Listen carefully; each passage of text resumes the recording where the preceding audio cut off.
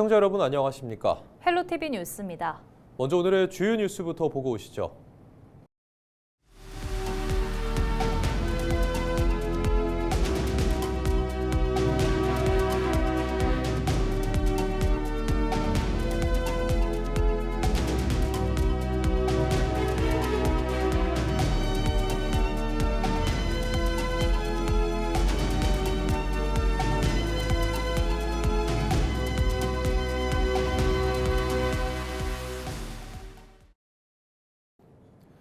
추미애 더불어민주당 의원이 경기도지사 후보로 확정됐습니다. 민주당 선거관리위원회는 7일 오후 추미애 후보가 더불어민주당 제9회 전국 동시지방선거 경기도지사 후보자로 선출됐음을 선포한다고 발표했습니다. 본 경선에서는 추 의원을 비롯해 한준호 의원과 김동연 현 경기지사 등 3명의 후보가 맞붙었습니다. 추 후보는 결과 발표 직후 자신의 페이스북에 보내주신 성원에 감사드린다고 감사 인사를 전했습니다. 더불어민주당 서울시 양천구청장 후보를 가리는 경선이 일주일 앞으로 다가왔습니다. 삼선시 의원의 경험과 정치 신인의 세대 교체가 정면으로 맞붙으면서 지역 정치권에 이목이 집중되고 있는데요. 여기에 20% 가산점이라는 변수까지 더해지며 경선 결과를 쉽게 예단하기 어려운 치열한 승부가 예상됩니다. 김호 기자의 보도입니다.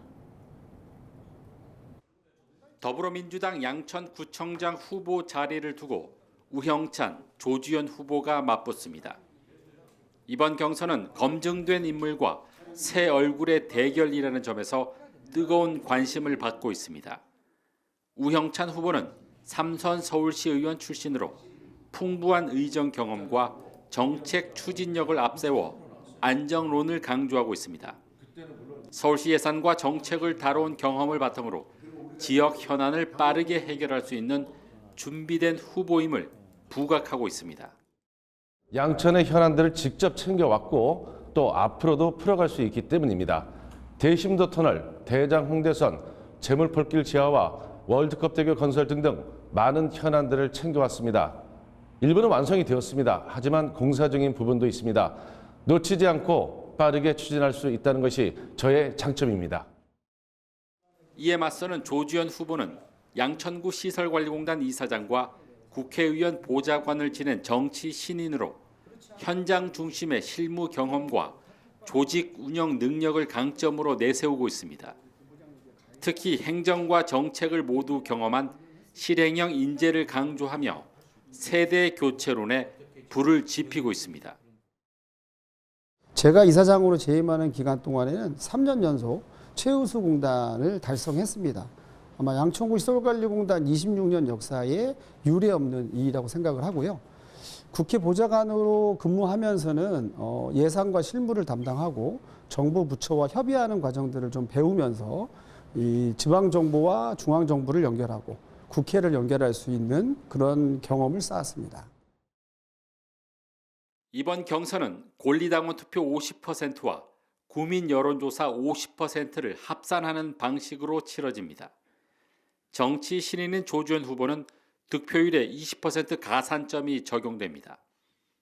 결국 가산점이 변수인데 우형찬 후보는 54.56% 이상을 득표해야 가산점을 적용받은 조주현 후보를 앞설 수 있습니다. 조주현 후보는 45.46%만 넘어도 20% 가산점을 통해 역전이 가능한 구조입니다. 두 후보는 각각 양천갑과 을 지역을 기반으로 조직 결집에 나서며 새 확장에 공을 들이고 있습니다. 경선 결과에 따라 본선 경쟁력은 물론 지역 정치 지형에도 적지 않은 영향을 미칠 것으로 보입니다. 변화를 내세운 세대 교체론과 경험을 바탕으로 한 안정론이 맞붙은 이번 경선. 당심과 민심이 어떤 선택을 할지 주목됩니다. 더불어민주당 양천구청장 경선은 오는 16일과 17일 이틀간 진행됩니다. 헬로티비 뉴스 김호입니다. 신봉규 은평구 의원이 7일 선관위에 예비후보 등록을 마치고 서울시 의원 은평 4선거구 출마를 공식 선언했습니다. 신봉규 예비후보는 지난 8년 동안 구의원으로 현장을 뛰며 주민들과 은평의 변화를 준비해왔고 이제는 그 변화를 실행할 시간이라며 은평의 주요 현안인 통일로 교통 문제를 해결하고 낙후된 주거 환경을 개선하겠다고 약속했습니다. 또 서울혁신파크 재개발 등 멈춰있는 사업은 다시 움직이게 하고 늦어진 사업은 앞당겨 은평의 도시 변화를 실질적인 변화로 만들어내겠다고 포부를 밝혔습니다. 신봉규 예비후보는 1977년생으로 제8대 9대 은평구 의회 재무건설위원으로 활동했습니다. 국민의힘 중앙당 공천관리위원회는 제9회 전국 동시지방선거 부천시장 후보로 광내경 부천시갑 당협위원장을 우선 추천하기로 결정했습니다. 국민의힘 공관위는 곽 후보는 탁월한 지역 수건사업 해결 능력과 소통 행보를 겸비한 검증된 지역 밀착형 일꾼으로 부천 혁신을 이끌 최적임자라고 설명했습니다. 임혜규 전 국회의원 보좌관으로 정치에 입문한 광내경 국민의힘 부천시장 후보는 재선 부천시의원 출신으로 현재 부천시의회 행정복지위원장을 맡고 있습니다. 국민의힘 공관위는 지난달 26일 부천시를 우선 추천 지역으로 지정했습니다.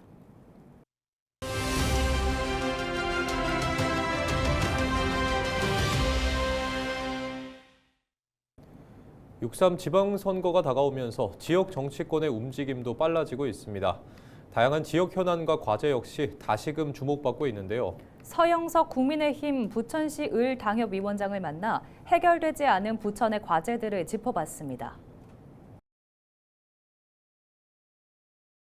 사실 고뇌와 성찰의 시간을 갖고 한 1년 8개월 만에 부천시을 당협을 다시 맡게 됐습니다. 그런데 당에서는 22대 총선 이후에 전임 그 당협위원장이 사실 당의 관리나 이런 부분 너무 관리가 잘 안 돼 있고 조직이 상당히 무너져 있는 상태였기 때문에 저에게 다시 이제 조직을 재건하고 그리고 지방선거 승리라고 하는 대명자 아래 다시 저를 이제 불러주셨습니다. 그 당협위원장이 되고 나서 이 지역을 다녔더니 지역민들 한 분 한 분이 굉장히 따뜻하게 이렇게 맞이해 주셨고 또 그때의 아쉬움들을 지난 총선의 아쉬움들을 많이 말씀을 하셨어요. 그리고 이제 그 모든 것들은 그러니까 지역 주민 우리 중동 상동의 주민들의 성원이 사실 저를 다시 이렇게 당협위원장으로 불러주셨고 저는 이제 집념의 사나이 서영석으로 이제 오게 된 것입니다. 재정 위기, 예산 부족이 문제가 가장 큰 거고 그리고 이제 두 번째는 인구 감소와 유출의 문제 그리고 우리 부천이 이제 도시화가 이룬 이후에 지금 노후화되는 부분들이 가장 이제 큰 문제가 되는데 그 중에서도 가장 우리 부천의 문제는 재정 위기가 가장 큰 문제가 아닌가 싶습니다. 왜냐하면 이제 지금 부천의 재정 자립도가 한 28% 정도로 지금 이제 따져져 있고 또 그로 인해서 시의 예산으로는 어떤 시에서는 사업들을 진행하기 좀 어려운 상황이 있고 그런 부분들 타개해 나가기 위해서 지금 노력하고 있지만 사실 그런 대안들이 그러니까 2026년도를 기준으로 했을 때 한 3,400억 정도가 지금 채무가 지어져 있다고 그러더라고요. 그리고 또 앞으로 채권을 발행하게 되더라도 그 부분들이 차환을 위한 그런 채권 발행이 되고 이렇게 하다 보면 사실 빚을 얻어서 빚을 또 갚는 이런 상황이 되기 때문에 이런 어떤 재정적인 부분들이 어려워지고 있고 하는 것이 가장 큰 문제가 아닌가 싶습니다. 또한 그리고 또 한 문제는 뭐냐면 부천시가 그러한 장기적으로 발생할 수 있는 부분들을 미리 준비하지 못하고 대안을 갖지 못하는 부분들이 가장 큰 문제라고 생각합니다.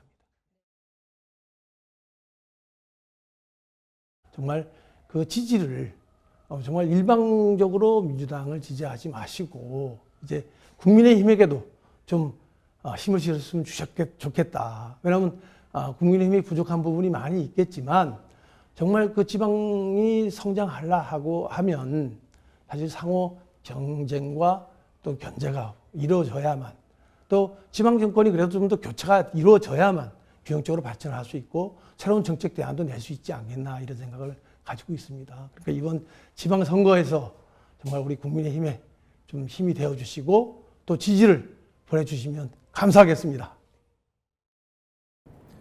지방선거가 다가오면서 후보들에 대한 지역사회 관심이 높아지고 있는데요.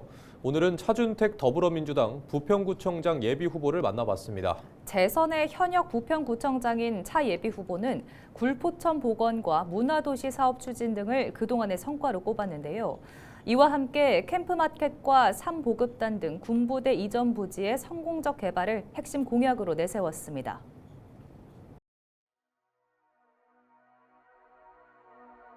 네, 지난 8년 동안 구청장으로서 이곳 굴포천 생태하천 복원 또 남북권역 균형 발전을 위해 남부 노인문화센터, 체육센터 이런 것들도 인프라를 갖추고 여러 가지 문화도시 사업이라든가 상권 르네상스 사업도 추진을 해왔지만 이제 부평의 미래를 담아낼 캠프마켓이나 삼보급단, 이 군부대 이전 부지에 주민들이 원하는 공간을 채우는 일이 중요하다라고 봐서 그래서 앞으로 남은 4년 동안 그 밑그림을 그리고 그 안을 채워넣는 그런 일을 꼭 해보고 싶습니다.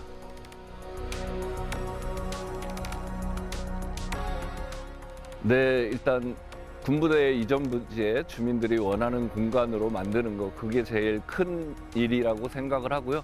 또 굴포천 보건 구간이나 저쪽 갈산동, 삼산동 이런의 구간에서도 앞으로도 환경 정화를 통해서 악취 같은 것도 좀 개선을 하고 해서 주민 친화적인 환경을 더 조성하려고 하고 또 부평 산업단지에는 AI 기반 인프라를 좀 확충해야 될 필요가 있고 이 부평도 지금 초고령 사회가 됐기 때문에 노인 친화 도시를 조성하려고 합니다. 그리고 상대적으로 인프라가 약한 십정 산곡 권역에 노인문화센터라든가 복지관 이런 시설들이 꼭 필요하다라고 봅니다. 그런 일을 하고 싶습니다.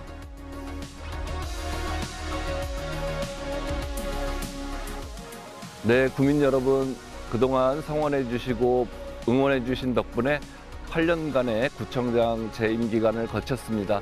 하지만 아직 채우지 못한 그런 부분들을 국민 여러분과 앞으로 4년 동안 잘 채워나가고 싶습니다. 이번에 저를 선택해 주신다면 제가 국민과 함께 부평의 미래를 밝게 만들어 나가도록 노력하겠습니다. 감사합니다. 동두천역이 대변신을 예고하고 있습니다. GTX-C 노선의 경기 북부 출발역이 될 동두천역 개발 계획이 나왔는데요. 동두천시는 GTX-C 노선 동두천 연장에 대비해 동두천역 일대를 공원과 주차장으로 조성하겠다는 계획을 밝혔습니다. 이지훈 기자입니다. 동두천역 인근 연탄 공장입니다. 이곳이 GTX 환승센터와 문화공원으로 탈바꿈할 예정입니다. 시는 이 같은 내용을 담은 동두천역 일원 도시관리 계획을 최종 고시했습니다. GTX-C 노선 동두천역 연장에 대비해 시민들의 GTX 환승 편의를 도모할 뿐만 아니라 시민들에게 녹지와 휴식 공간을 제공한다는 취지입니다. 우리 시는 GTX-C 노선 연장에 대비해 동두천역 인근 동원연탄 부지에 환승센터와 공원을 중복 결정하였습니다. 이는 개통 후 증가될 교통환승 수요에 선제적으로 대응함으로써 시민들에게 쾌적한 휴식 공간을 동시에 제공하고자 하는 사항입니다. 연탄 공장 이전 예정 시점은 2030년. 공장이 이전해야 새로운 시설을 조성할 수 있는데 시는 공장 측과 협의해 이전 시기를 좀 더 앞당긴다는 계획입니다. 동두천시는 동두천역 일대의 장기적인 마스터 플랜을 차질 없이 준비해 역동적인 도시 발전을 이끌겠다고 밝혔습니다. 이런 가운데 공사비 갈등으로 첫 삽을 못 두고 있던 GTX-C 노선은 조만간 착공에 들어갈 것으로 보입니다. 대한상사중재원은 국토교통부가 신청한 GTX-C 노선의 공사비 갈등 중재안에 대해 일부 증액 결정을 내렸습니다. 경기도는 총 사업비 증액이 결정되면서 사업 추진에 걸림돌이 해소된 만큼 GTX-C 노선 사업도 본격 추진될 것으로 기대하고 있습니다. 사업 시행자는 이달 말부터 지작물 이설과 펜스 설치 등 현장 작업에 돌입할 계획입니다. 헬로티비 뉴스 이지훈입니다. 김포 애기봉 평화생태공원을 찾는 외국인 관광객이 1년 사이 2배 가까이 급증한 것으로 나타났습니다. 김포시는 8일 올해 1분기 애기봉을 방문한 외국인 관광객이 14,239명으로 지난해 같은 기간보다 약 87% 증가했다고 밝혔습니다. 전체 방문객 중에는 외국인이 차지하는 비율이 20.5%였는데요. 지난해 1분기 7.7%보다 외국인 관광객의 비중이 크게 늘어났습니다. 방문객 국적별로 보면 일본이 34.3%, 대만 25.9%, 미국 7.9%, 중국 6.7% 순으로 나타나 중국인 관광객 비중이 컸던 지난 2024년과 2025년보다 다양한 국가와 고른 분포를 보였습니다. 김포시는 글로벌 카페 브랜드 입점을 비롯해 지속적인 특별 문화 행사 운영과 인바운드 관광객 유치를 위한 다자간 협력 체계 구축이 영향을 미친 것으로 보고 있습니다. 인천 지하철 이용객이 증가한 가운데 하루 수송 인력이 80만 명대에 진입했습니다. 인천교통공사는 인천도시철도 1, 2호선과 서울 7호선, 인천 부천 구간의 하루 이용객이 통합 80만 명을 넘었다고 밝혔습니다. 특히 지난 3일에는 83만 명이 이용하면서 지난 1999년 개통 이후 가장 많은 이용 실적을 기록했습니다. 올해 들어 1일 이용객 80만 명을 넘긴 날은 7일이었습니다. 교통공사는 검단 연장선이 개통하고 인구가 늘면서 인천 지하철 이용객이 증가한 것으로 보고 있습니다. 실제 검단 연장선이 개통한 지난해 기준 인천 1호선 하루 평균 이용객은 28만 7,087명으로 2024년보다 6.8% 늘었습니다. 또 인천시 인구도 2023년 299만 명에서 지난해 305만 명으로 증가했습니다. 부천시가 운영하는 바우처 택시 서비스의 지난해 기준 종합 만족도가 92.4%를 기록했습니다. 이 서비스는 휠체어를 이용하지 않는 교통약자와 임산부를 대상으로 택시 요금의 일부를 지원하는 제도로 현재 100대가 운행 중입니다. 또 복지 택시 수요 분산으로 배차 대기 시간이 7분 이내로 단축됐으며 부천시는 이용 한도 확대 등으로 이동 편의 개선 효과를 이어가고 있습니다.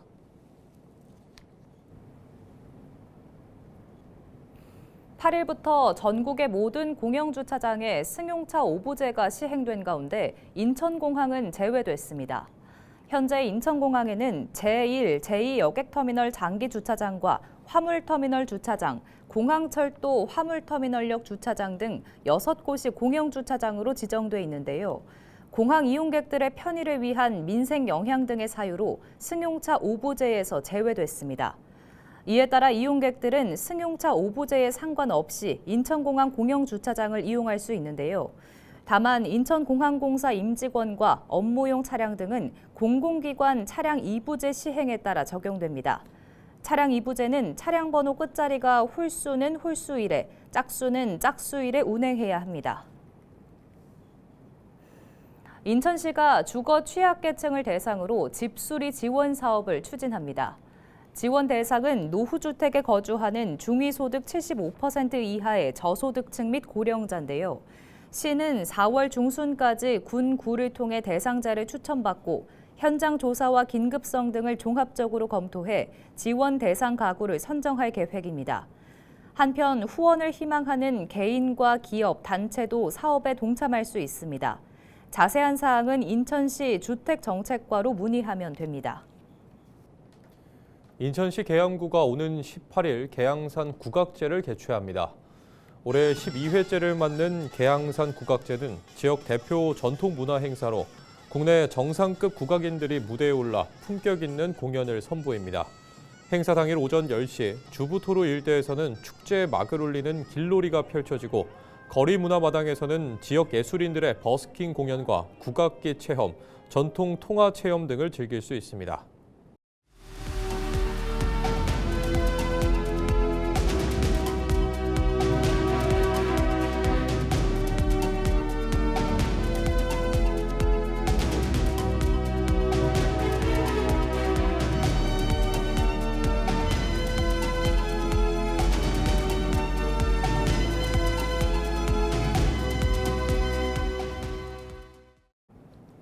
이상으로 뉴스를 마칩니다. 시청해주신 여러분 고맙습니다.